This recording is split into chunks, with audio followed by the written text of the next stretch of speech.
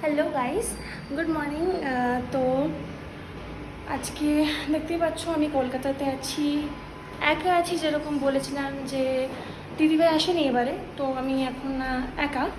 তো যেহেতু কালকে ফিরতে ফিরতে আমার বিকেল সন্ধ্যা হয়ে গেছিলো, তাই আমি বাজার যেতে পারিনি, কি সবজি নেবো বা কিছু নেবো। আর যেহেতু অনেক দিন ধরে আমরা এখানে ছিলাম না, তাই কোনো সবজি টবজি কিছু এখানে আমরা রেখে যাইনি। তো তাই এক্ষুনি জাস্ট গেলাম, তার আগে একটু চা খেলাম, নিচে গেলাম, তো নিয়ে এলাম দুধ, যেটা এখন গরম করছি। আর এখানে আছে চকোস, যেটা আমি এখন খাবো, লাইক ব্রেকফাস্টের মতন।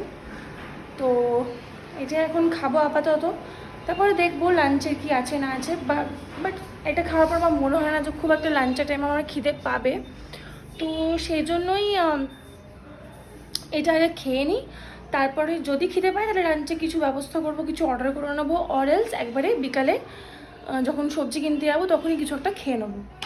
তো এই যে ঘর আমার খালি, কেউ নেই, আর আমি এখানে একা একা ঘুরে বেড়াচ্ছি।